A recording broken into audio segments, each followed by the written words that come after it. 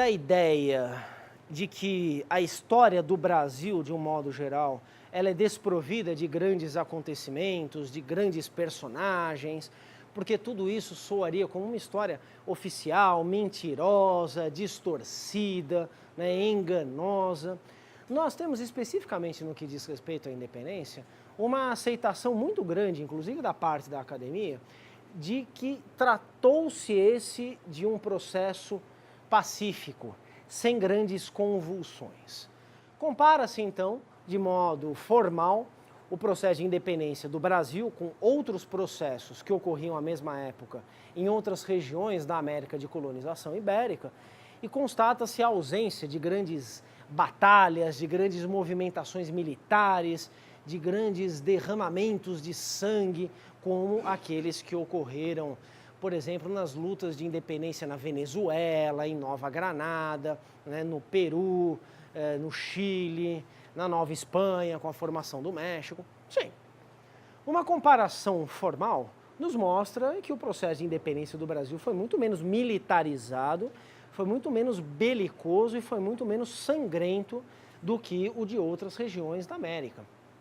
No entanto, eu já tive a oportunidade nessa sala aqui, eu não lembro a propósito, não sei se foi você que perguntou, eu lembro que a pergunta saiu daqui, confiando que vocês sentam sempre mais ou menos nos mesmos lugares, né? Eu lembro que a pergunta saiu mais ou menos daqui, a propósito da escravidão colonial do Brasil em comparação com a escravidão colonial das 13 colônias da América do Norte. Foi você que falou isso, né? E aí tem gente que argumenta, então, né, que a escravidão no Brasil ela foi menos dura, os castigos eram mais brandos do que na América do Norte. Isso tem a ver com as taxas de alforria, isso tem a ver com algumas mitificações históricas. E eu me lembro de ter argumentado de maneira bastante geral, né, pela necessidade de nós entendermos os processos históricos pelo que eles foram e não pelo que eles não foram. Lembra disso? Né? Sim, então o que nós ganhamos argumentando que a independência do Brasil não foi tão violenta quanto em outros lugares?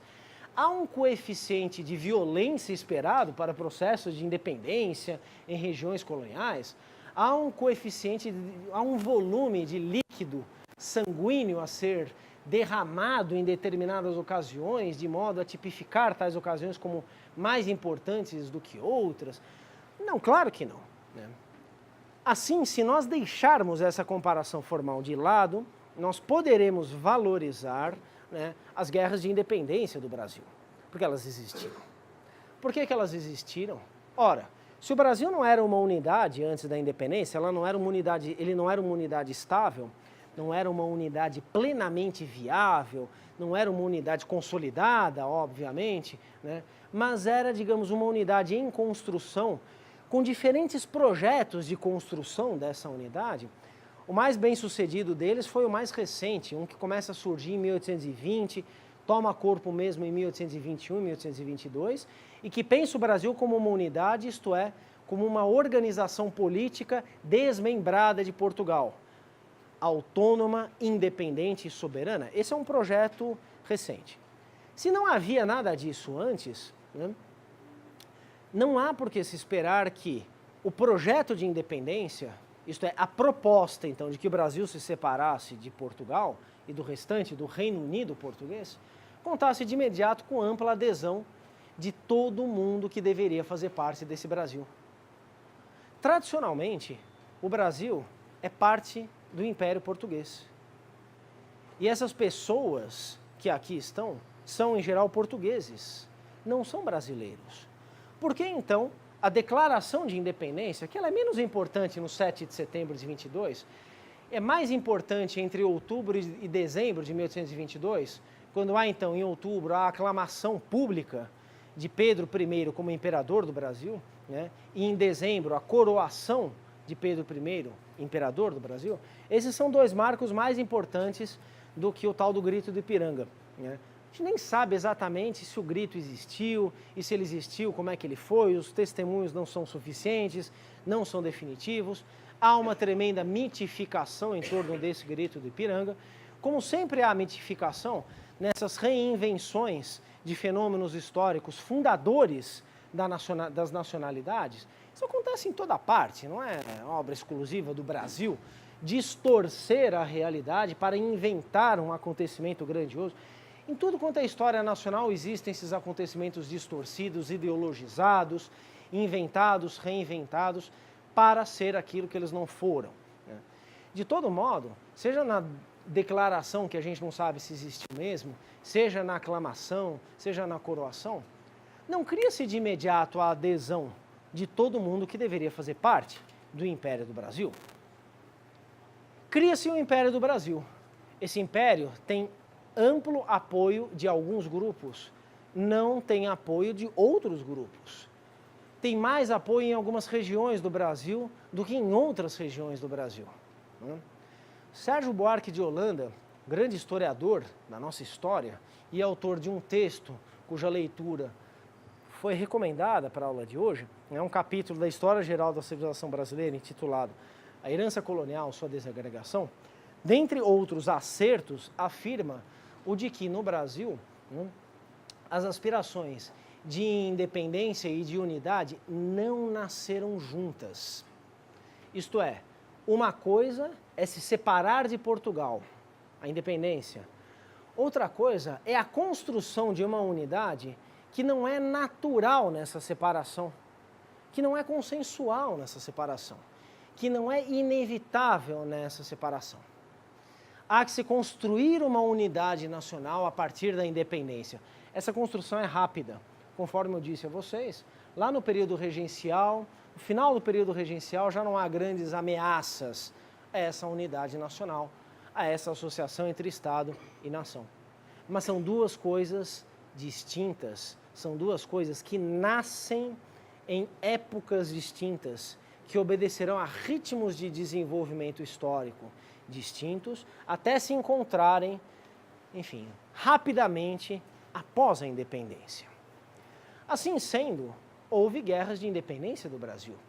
Por exemplo, na província, não era mais capitania, na província da Bahia, na província do Maranhão, na província do Pará e na província cisplatina. Essas 4 províncias que integravam o Reino do Brasil, desde 1815, né, elas se veem divididas com a oficialização do Império do Brasil.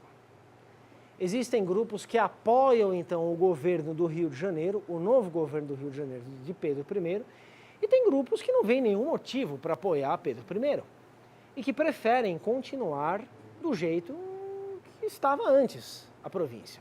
Isto é, como parte do Reino Unido português. Porque o Brasil não era uma unidade anteriormente, já expliquei isso a vocês. Assim, o fato de, nessas províncias, de imediato, né, a correlação de forças pender para a não adesão ao Império do Brasil, obrigou o governo de Pedro I, o governo do Rio de Janeiro, a usar da força para conquistar a adesão dessas províncias. A mobilização, então, de tropas, de exércitos, inclusive de forças mercenárias. Elas foram mobilizadas, então, nessas 4 províncias, houve guerra, houve inclusive batalhas específicas que resultaram na derrota dos grupos não adesistas, na derrota daqueles que não queriam o Império do Brasil. Por que, então, uma guerra de independência na Bahia? Mas por que o Brasil não se construiu, então, sem a Bahia? Por que tinha que fazer parte a Bahia do Império do Brasil? Porque, do ponto de vista, então, do governo do Rio de Janeiro, a Bahia é uma província muito importante, né? Tem o segundo porto mais importante de todo o Brasil, tem uma alfândega que arrecada muito dinheiro, tem um número de população muito expressivo e tem uma economia pujante. Esses são fatores, então, que criam um grande interesse na adesão da província da Bahia a esse Império do Brasil.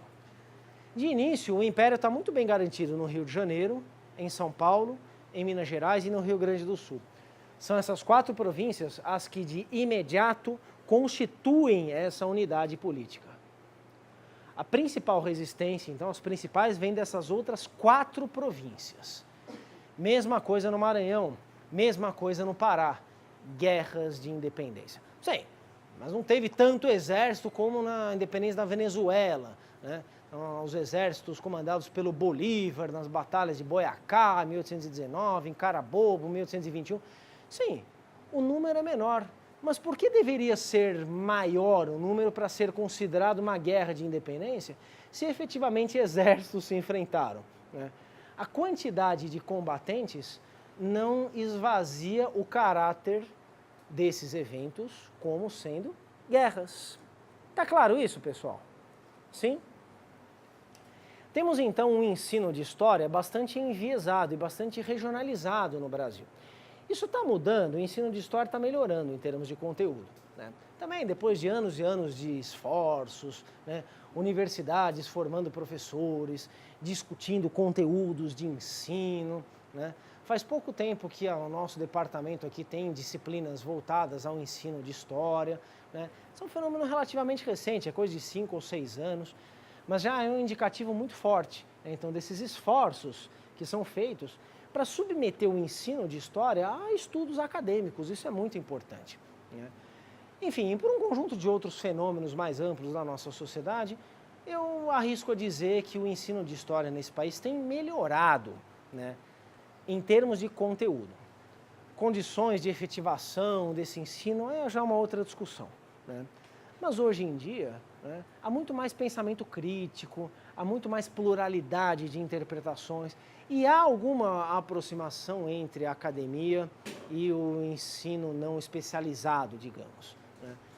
Tudo isso tem gerado, então, um ambiente mais favorável à introdução de conteúdos que tradicionalmente são ignorados nessa esfera de produção do conhecimento.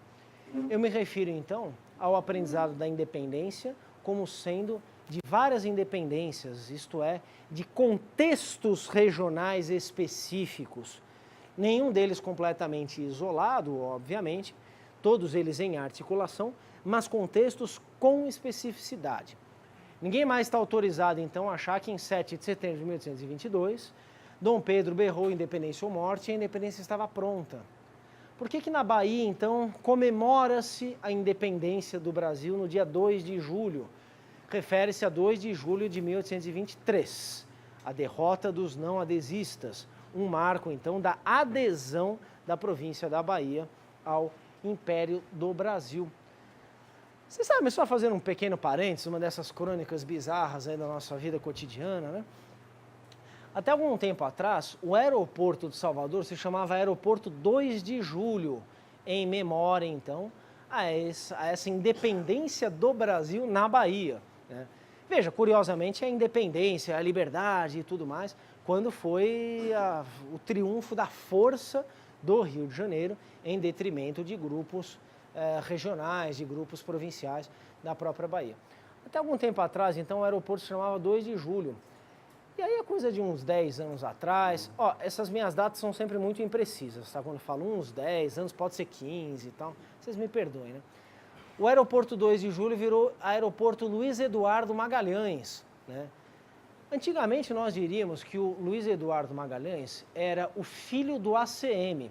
Só que como o ACM já passou dessa para melhor há algum tempo, renovando a descrição, diríamos que o Luiz Eduardo Magalhães era o pai do ACM Neto, novo prefeito de Salvador, né? Esses marcos públicos, esses nomes de logradouros, né? Essa presença simbólica de um imaginário histórico nacional, poderia ser pretexto para a construção de um conhecimento crítico em torno da história do Brasil, da história do mundo, da história de qualquer país, de qualquer história, né? Olhando para aquilo lá, nós poderíamos nos perguntar, mas o que aconteceu em 2 de julho? Então, mas antes ele chamava 2 de julho, agora chama Luiz Eduardo Magalhães. Tudo bem, vai, história mais recente. Não. Isso está em toda parte no Brasil, em todo canto.